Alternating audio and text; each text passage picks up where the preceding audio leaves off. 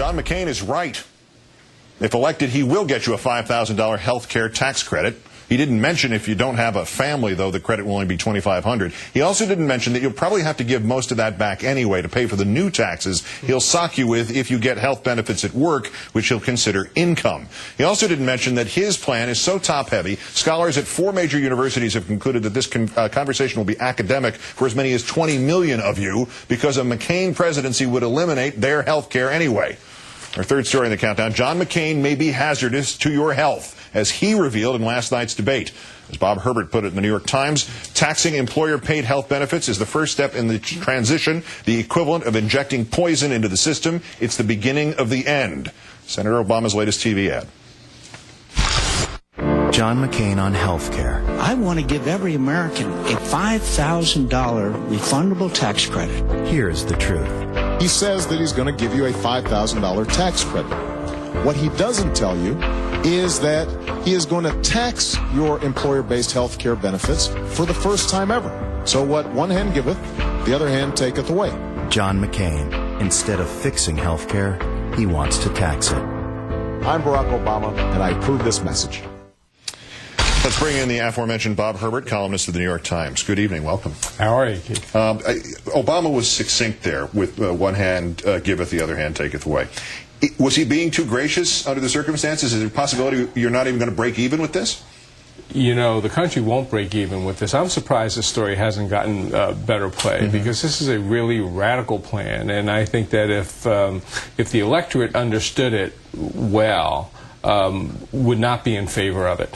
The health care that you get on the job for the first time, you know, it will be taxed under a McCain plan, so that when you look at, just like you see tax for Social Security in your paycheck every week or every month, you'll look in there and there'll be a tax for whatever the value is of your health benefits. Now, he says that, you know, and he's correct, there'll be a $5,000 per family tax offset, a tax credit to help you with your health care. But that study you referred to said, because of this McCain plan, an estimated 20 million people will lose employer-covered health care. If you lose your health care and you've got $2,500 a person or $5,000 a family, you will not be able to purchase the equivalent health care. The equivalent health care for a family would cost about $12,000. This is something that is extremely odd to not be a big deal in the course of this campaign. And we're not talking traumatic stuff, big-ticket stuff. We're talking about ordinary health care stuff. This is the way most Americans get their health care, and most Americans who get health care on the job, they're satisfied with that health care. Yeah. So if you're among the 20 million or so estimated to lose your health care on the job, think about what that would do to your family. That is traumatic. The infamous article, the contingencies article that John McCain wrote when he wrote an article for the actuarial magazine reader, that we need to do for health insurance what we've done for the banking industry. We'll just for a moment throw out the economic collapse that resulted from doing that, even taking him at his word that he only meant the interstate commerce part of letting you shop for a better health care plan in Arizona if you live in Michigan. Is there any way that won't end in disaster? No, that will be guaranteed to end in disaster, because what he wants to do is essentially deregulate the healthcare insurance industry.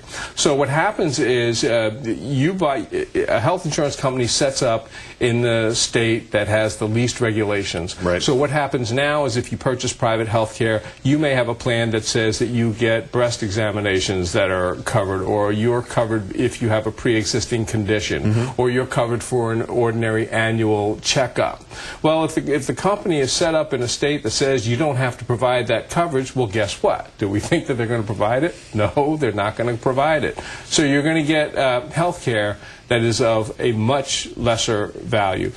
This is exactly what they want to do, though. I mean, this is an ideological thing. They want health care to go into the marketplace. They don't want health care provided on the job, and they don't want government-sponsored health care. They want everybody out there in the marketplace. As you point out, not a proven strategy, and Obama has instead individuals and employers shifting to a new national plan. How is that better, succinctly?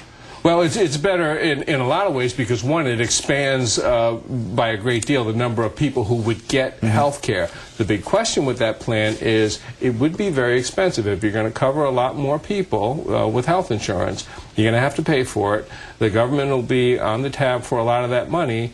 And given the environment, there's going to be an awful lot of naysayers who say, we're spending so much government money now, you know, guess what, we can't afford to buy health care for people. Yeah, unfortunately, your options are to do something about it that way, or to do something about it in the way of a self. In this particular instance, Obama's plan is a much superior plan. Yeah, it's like comparing it to a self-tonsillectomy kit. Is really what it is. Bob Herbert of the New York Times, thank you for coming in. Thanks so much, Keith.